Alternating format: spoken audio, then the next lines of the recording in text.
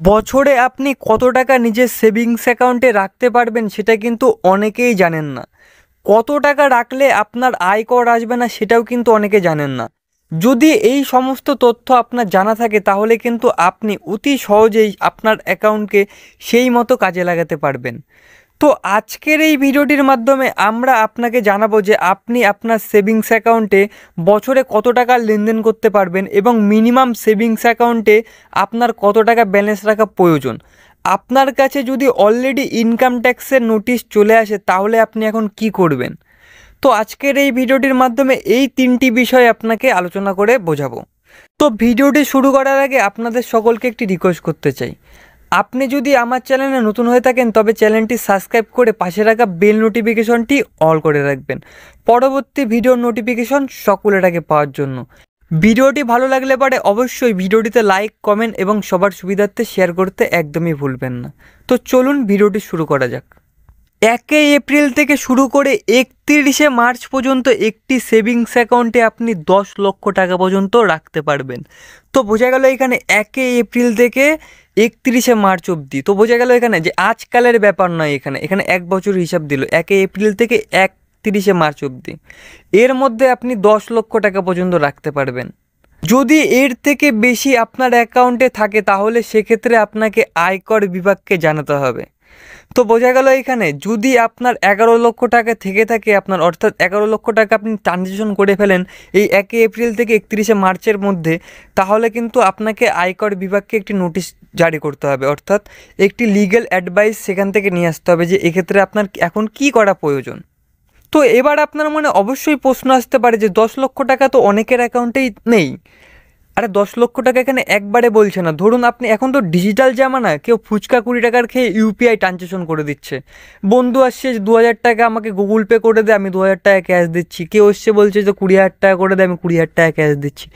এই রকম করতে করতেও যদি আপনার এই 1 এপ্রিল থেকে 31শে মার্চের মধ্যে যদি আপনার 10 লক্ষ টাকার বেশি ট্রানজেকশন হয়ে যায়, সেক্ষেত্রেও কিন্তু আপনার আয়কর রিটার্নের একটি নোটিশ আপনার কাছে পৌঁছাবে। যদি আপনি সেটা নিজে না জানিয়ে থাকেন, অর্থাৎ যদি আপনার 10 লক্ষ টাকার বেশি বছরের ট্রানজেকশন হয়ে থাকে, অর্থাৎ লেনদেন করে থাকে, বা আপনার অ্যাকাউন্টে 11 লক্ষ টাকা থেকে থাকে, তাহলে যদি আপনি সেটা না জানিয়ে থাকেন তাহলে আপনার হয়ে আপনার নিজের ব্যাংক সেটাই জানিয়ে দেবে আয়কর বিভাগকে। যদি 10 লক্ষ টাকার বেশি এক বছরে নিজের অ্যাকাউন্টে রাখতে চান তাহলে সেই সম্পর্কে আপনাকে আয়কর বিভাগকে জানাতে হবে।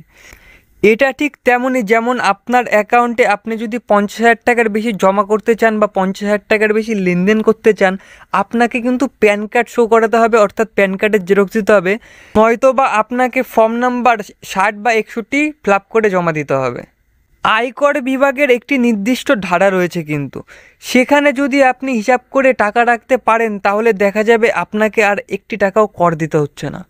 যদি এর থেকে বেশি টাকা রাখতে চান সেক্ষেত্রে আপনাকে বেশি টাকা কর হিসেবে দিতে হতে পারে। তো 10 লক্ষ টাকার বেশি যদি আপনি রাখেন তাহলে কিন্তু আপনাকে অনেক টাকাই কর দিতে হবে। মিনিমাম 10 লক্ষ টাকা রাখলে পরে আপনার কোনো করই দিতে হবে না। সেভিংস অ্যাকাউন্ট বুদ্ধি করে খাটিয়ে চললে পরে কিন্তু সেখান থেকেও টাকা কামানো যায়। তো এবার আপনার প্রশ্ন হলো যে আপনার কাছে অলরেডি আয়করের বিভাগের নোটিশ এসছে, এক্ষেত্রে আপনি এখন কি করবেন। তো এখানে বলছে যদি হঠাৎ করে আয়কর বিভাগের নোটিশ আপনি পান তাহলে সবার প্রথমে আপনি কিন্তু একদমই ঘাবড়াবেন না, নিজের সমস্ত তথ্য নিয়ে আপনার আয়কর বিভাগে চলে যেতে হবে। যদি সঠিকভাবে আপনি নিজের টাকা লেনদেন করে থাকেন তাহলে সেটি বুঝতে পারবেন তারা, অর্থাৎ আয়কর বিভাগের অফিসাররা। ফলে সেই মতে তারা আপনার জন্য কর ঠিক করে দেবেন। তো বোঝা গেল কর কিছু আপনাকে দিতেই হবে যদি 10 লক্ষ টাকার বেশি আপনি ট্রানজেকশন, অর্থাৎ বা আপনি 10 লক্ষ টাকার বেশি আপনার অ্যাকাউন্টে ফেলে রাখেন।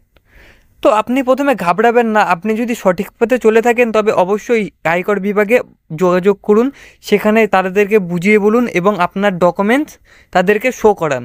সেক্ষেত্রে অল্প কিছু কর দিলে পরে আপনার এই সমস্যার সমাধান হয়ে যাবে।